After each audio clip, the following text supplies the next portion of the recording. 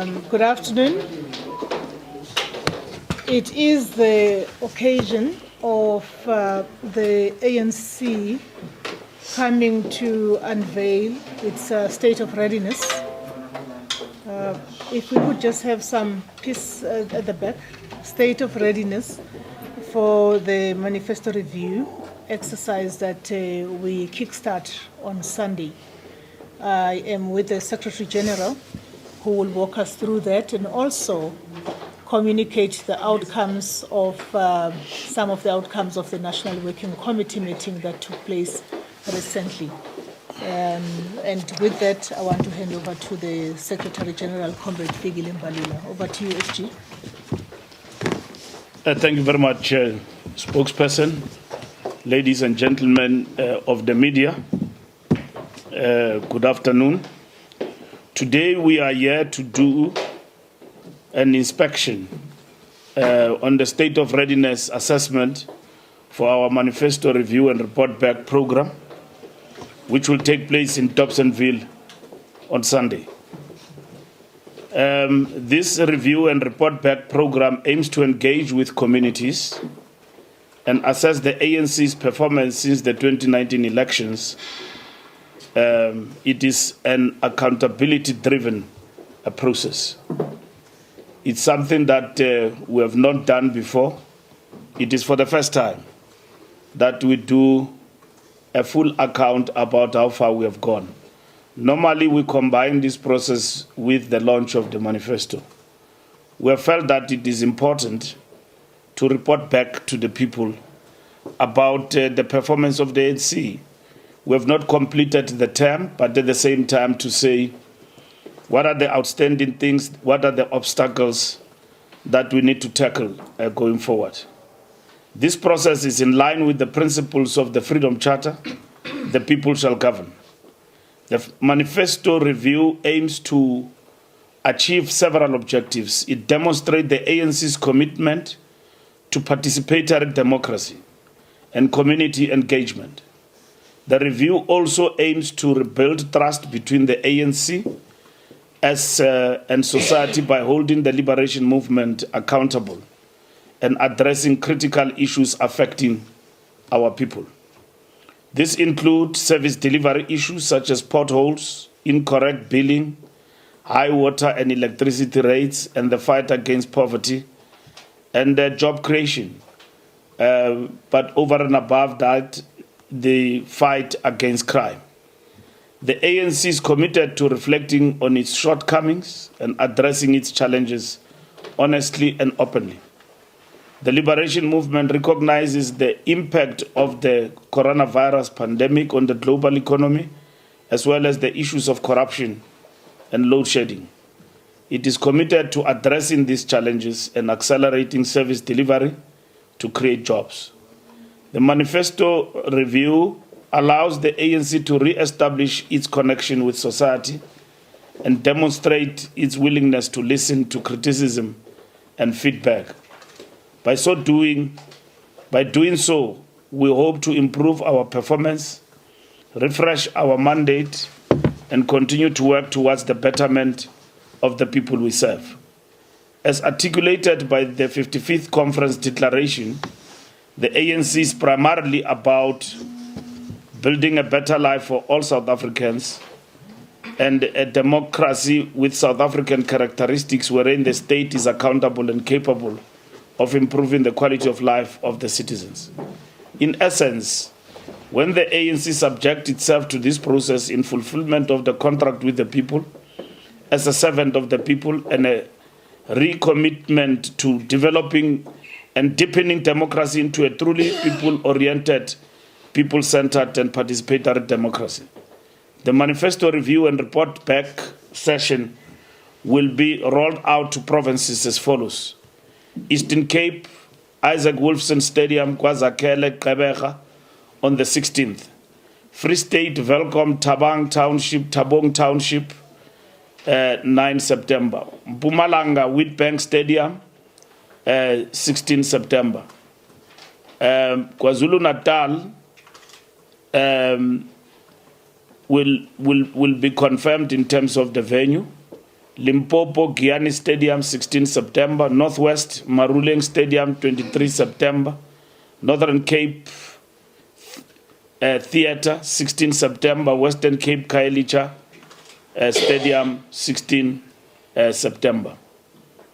Reflecting on the outcomes of the recent NWC, on Monday 28 August 2023, the National Working Committee of the ANC met to consider matters of national interest, organizational issues, as well as matters in the global environment. On the issue of crime, the NWC is concerned about the recent statistics released by Stats SA, which indicate an increase in household crimes such as housebreaking, home robbery, and theft of motor vehicles compared to the previous year. On the other hand, individual crimes, excluding consumer fraud and hijacking of motor vehicles, decreased. The Governance, Public Safety and Justice Survey also revealed a worrying trend. Just under 1% of adults aged 16 years and above feel safe walking alone in their neighborhoods. On the positive note, Operation Chanela by the South African Police Service has been highly effective and has now been rolled out to other provinces. The focus on high-density operation has yielded undeniable results, which increased police visibility, leading to arrest of 109,540 suspects. Regular roadblocks, tracing of wanted suspects, searches at premises, cordons and searches at problematic hostels, unlicensed liquor premises, and compliance inspections at licensed liquor outlets, second-hand goods dealers, scrap yards, and informal business such as spaza shops are some of the initiatives that have been conducted to ensure compliance with labor laws. Compliance visits at mines and farming areas have also been conducted. Just last week, between August 14, 20,9,656 suspects were arrested for various crimes. Since May 8, 1,550 illegal and unlicensed firearms have been recovered. The arrests are equally impressive in terms of what SAPS is doing. The operations, coupled with the prosecution of kingpins behind the crimes, will undoubtedly help restore peace and stability to our communities. The NWC is encouraged to see initiatives to strengthen and capacitate the National Prosecuting Authority through the National Prosecuting Authority Amendment Bill taking shape. We encourage all ANC structures to provide substantive comments once the bill is tabled in Parliament. Strengthening law enforcement agencies to deal with corruption and white-collar crime effectively is a fundamental pillar of our renewal program. The NWC welcomed the decline of the consumer price inflation. State SA announced that annual consumer price inflation was 4.7 in July 2023, down from 5.4% in June 2023. The CPI increased by 0.9% month on month in July 2023. This is the lowest in 2 years. The main contributors to the 4.7 annual inflation rate were food and non-alcoholic beverages, increased by 9.9% year on year and contributed 1.7%. Housing and utilities increased by 5.1%. With regard to interest rates, the NWC noted that the decline in inflation has increased as reinforced calls for stabilization and reduction of interest rates. The NWC received a report on Eskom's issues and noted concerns about privatization due to misinformation surrounding the unbundling of Eskom into 3 public company utilities. The NWC want to make it clear that all 3 utilities will be 100% owned by the state, with the generation utility competing against other producers in producing and selling power at competitive prices. The transmission utility will enable competitive wheeling of electricity for all producers, including public and private companies. This restructuring will systematically address power production constraints in South Africa, resulting in more independent power producers having equitable access to the transmission of their power production. All three utilities will be governed by the Labour Relations Act, the Companies Act, and the PFMA to ensure workers' interests are not negatively affected. These measures are designed to benefit all stakeholders and promote a more efficient and equitable energy sector. The NWC reflected on the recent BRIC summit successfully hosted in South Africa from 22nd to 24th.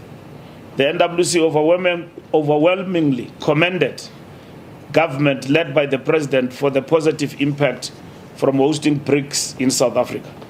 It was noted that the huge positive impact was achieved against the backdrop of doomsayers, some of whom sought to defocus us through the possible attendance by President Putin of Russia, whilst simultaneously indicted by the International Criminal Court, whose statutes we have ratified as South Africa. The NWC further commended the President for spearheading a diplomatic solution of the impasse on the possible attendance of the BRICS summit by President Putin.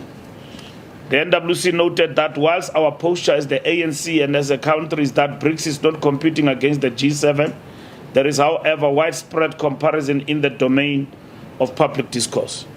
We reiterated the stance that BRICS is the shifting of the international balance of power in favor of multilateralism. It is a pursuit of progressive internationalism as an antithesis of the dominant era of unipolar world characterized by unilateralism. The NWC noted the important build-up to BRICS summit driven by Luthuli House on the BRICS political parties dialogue, which sought to consolidate a progressive agenda in the African continent and the world in general. The Working Committee also welcomed the important milestone on the expansion of BRICS, of which members such as Russia acknowledged the pivotal diplomatic leadership by South Africa. Under the leadership of President Ramaphosa towards expansion of membership by an additional 6 countries. The Working Committee also noted and commended the important bilateral meetings involving President Lula and the ANC. The ANC also had a bilateral engagement with Sergei Lavrov of the Russian Federation, as well as joining President Miguel Diaz-Canel at Freedom Park in honoring the contribution of Cuban heroes. This engagement at the level of party will give impetus to the 55th conference resolution, which called upon the ANC to ensure that our pursuit of progressive internationalism in a changing world and attaining a better Africa and a better world. The international relations work of the ANC must be anchored by building a better Africa, solidarity campaigns, party-to-party relations. West Africa, Niger, and Burkina Faso, we expressed concern at the unfolding tensions in West Africa, in Niger and Burkina Faso, noting that AU has suspended Niger from all its activities whilst the tensions remain very complex. The NWC directed that the ANC must get closer engagement with those developments. On Zimbabwe, we welcome the fact that citizens of Zimbabwe have exercised their democratic right to vote for their preferred president, National Assembly, and local government representatives. It further noted that there were some challenges which may have constrained the elections, as highlighted in the observation made by different observer missions, especially the African Union and SADC missions.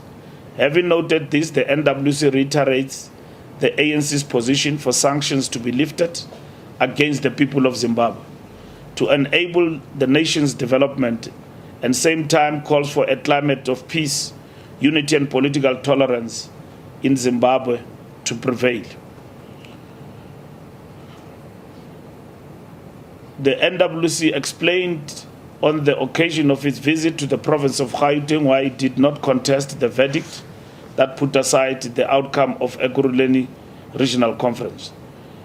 The legal advice stated that the NWC was missed, unlikely to win the case should the organization decide to appeal the judgment. The working committee emphasized that the appointment of the RTT should lead to the reconvening of the regional conference in Ekurhuleni. On coalitions, the NWC reiterated that the ANC is still committed to the local government coalition workshops outcome, which Deputy President Paul Mashatile hosted. However, the ANC's focus primarily on achieving an outright electoral victory in the upcoming 2024 general elections. The ANC recognizes the need to improve its service delivery, which has been hindered by coalitions that have failed to work. Unfortunately, instead of prioritizing local government service delivery, the political opposition attempts to consolidate the Moonshot Pact, which is essentially an unprincipled front against the ANC. The process of the review of the 513 ANC public representatives of the 6 administration in Parliament, NCOP and provincial legislatures is on track and has been finalized. The Working Committee remains committed to strengthening organization and organizational renewal. Among the key issues that the Alliance Secretariat that was considered was the briefing on the 2024 elections and also candidate selection processes. The Integrity Commission will meet with all provincial structures, which will be facilitated by headquarters to ensure that everyone is aligned in terms of matters of integrity. The NWC also appointed a renewal commission of the ANC composed of the President as the chairperson and the Secretary General as the coordinator.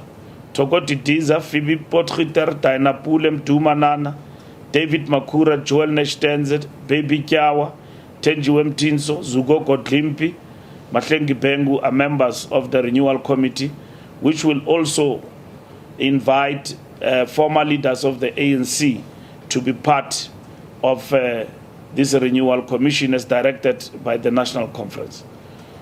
We, with heavy hearts, the NWC paid tribute to our dear comrades, Farouk Mier, Kali Anekom, Mfanelo Ndlela, Tembi Moko, and Mabungu Mkize. We offer our deepest and most heartfelt condolences to their families and loved ones during this difficult time. Their contributions to our revolutionary cause will never be forgotten. It is with great sadness that we express our condolences for the tragic loss of life resulting from the fire in a building in Johannesburg this morning. We urge the authorities to conduct a thorough investigation into the cause of this tragedy to prevent such incidents from happening in the future. The safety of inner city buildings, including those that are illegally occupied, should be a top priority for the city of Johannesburg. We call upon law enforcement agencies to ensure that those responsible for this tragedy are brought to justice. Our thoughts and prayers are with the families and friends of the victims, and we wish a speedy recovery to those who were injured.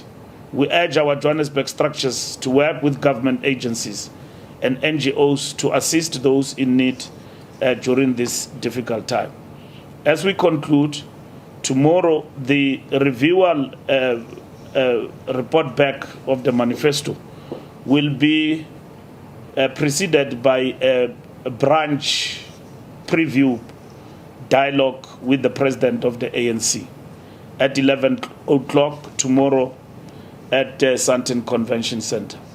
So there we have invited opinion makers, people who look at our manifesto in terms of the report back. We have also invited the media to engage with the president in a dialogue. So that's what will happen tomorrow from 11 o'clock to 1 o'clock. It will be full non-stop engagement with the president. There will be cabinet ministers, some. There will also be members of the National Executive Committee of the ANC. So we're looking at closely 100 people for this particular occasion. And then on Sunday, we will come here. President will speak between 12 o'clock and 1 in this stadium, exactly at that time, because in the morning it is a police day. He will start there in the morning in Pretoria, but he will finish there at around 11 o'clock and come down. So we hope by that time, when he comes down, we should be ready to start with messages of support and then the main address to be followed around 12 and 1 o'clock by the President giving a report back to the people of South Africa. Because we have to finish on time, because there's a big match. There's a big match on Sunday, Orlando Pirates and Stellenbosch, and then there's another big one tomorrow. That is why we have a branch, Kaizer Chiefs and Mamelodi Sundowns. May the best team win. Thank you very much. Yeah, no, I don't want to get involved because I don't want to start violence. Yeah, thank you. Thank you, SG. At least you sounded a bit more impartial on this one. I'm very impartial all the time. Huge improvement, but thank you very much. Members of the media, back to you. You've got our statement. Can I hear it for any questions? Newsroom Africa and SABC. Go ahead. Thank you. Zianda Ngobo from Newsroom Africa. I've got 3 questions. Where or how far is the process of members who were implicated in the State Capture Commission of Inquiry presenting themselves before the Integrity Committee? And specifically, how many members were expected to present themselves and how many have actually shown up so far? Because that was a directive by the NEC.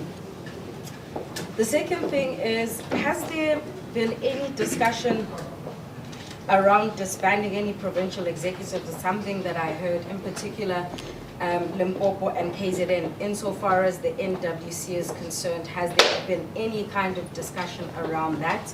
And then my third question is, does the ANC at this stage believe that the communication and reaction by some of your ANC deployees and the government in relation to this Marshalltown fire has been appropriate and taking accountability? Because there has been some backlash. Thank you very much, Zianda. I was hoping that you could amplify that a bit in terms of qualifying it. Oh, okay. So I'll give you an example. For an example, the minister in the presidency yesterday, both during her post-cab meeting and when she arrived in Marshalltown, at the post-cab briefing, firstly she said it's not the government's responsibility to provide housing for illegal migrants. And then when she arrived at Marshalltown again, she amplified this issue of it being about NGOs. And there has been some, backlash to say, but actually this building is owned by the city of Johannesburg. Why is it that the government that's been entrusted with taking care of buildings can't take care of that, and there's been loss of life? So that's just one of the examples. I mean, today, Social Development Minister Lindy Wazulu was saying that this has got to do with apartheid, and some would say, but the ANC has been in power for 30 years. So it's just around those things. Are you satisfied, and is it appropriate in the time that we find ourselves in? Thanks, well understood. Thank you very much. I move on to Natasha. It's Natasha from SABC News. Mr. Malula, in 2019, the ANC President Cyril Ramaphosa made a commitment to the people of South Africa through his Manifesto launch, right? But seeing that the cost of living, like you mentioned in your statement, is high, load shedding is now increased, why do you think South Africans should give the ANC a second chance? And then furthermore, in your statement, you reiterated the fact that the ANC wants an outright majority. But on what basis do you think this is going to happen, the ANC having an outright majority, if certain quarters or some South Africans actually anger the ANC? Thank you.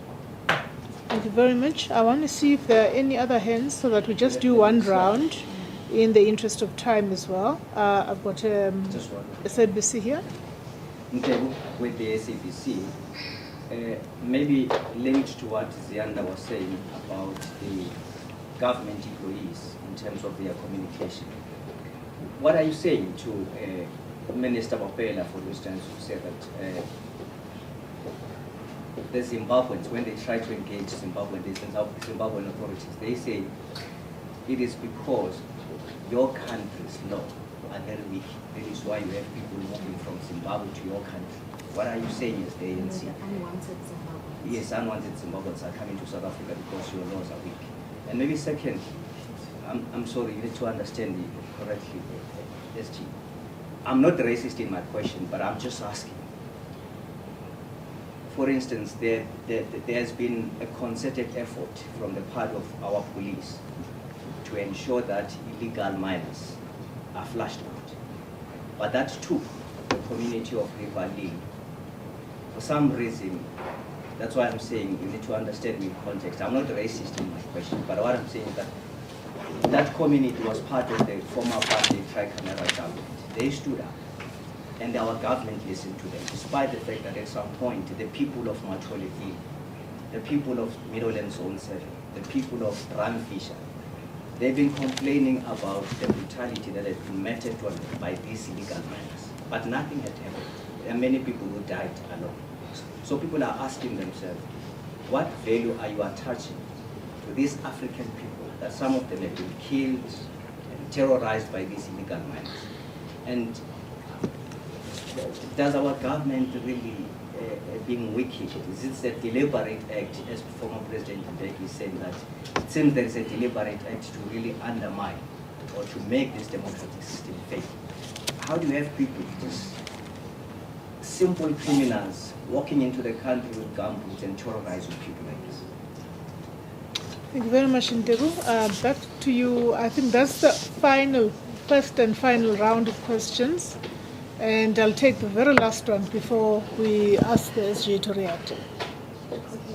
Kenny, hi, SG, it's Zinze from Listening. I just wanted to ask, I heard you mention the fact that you decided not to appeal the Ukulele decision, and that I just want to know how soon would the conference be expected to sit? There are some members in that region that are unhappy about the decision not to appeal the conference, the judgment, but also another thing is the impact of the judgment, what it might have for the provincial conference that happened in Gauteng. I just want to know if there were any discussions regarding that. Also, another question that I have, I hope I don't forget it, but yeah, I think about it, so. Okay. When you do, remember to raise it at the next presser. But thank you very much. Over to you, SG. Yeah, no, thank you very much.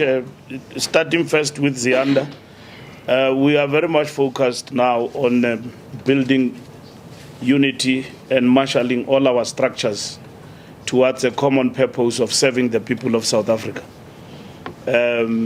All our structures are up to date throughout the country. There are very few that are still grappling with issues of conferences. There is no disbandment on the cards by the NWC. We are focused on building organization throughout South Africa. We have finalized the issue of the people who are supposed to come to, as per the directive of the Integrity Commission, which report has been adopted by the NEC.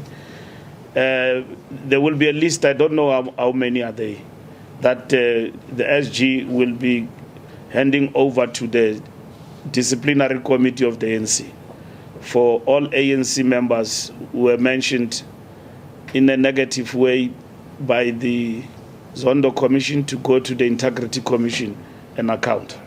So the NWC urged the SG to move with speed to deal with that. There are also other disciplinary matters that involve members of the ANC who have defied the NEC decision on the voting in Parliament. And they have repeatedly done that from time to time. So we are also going to, the last NEC referred the matter to the disciplinary committee, and this NEC and the NWC have said that we must act on that decision to take matters to the DC of those comrades.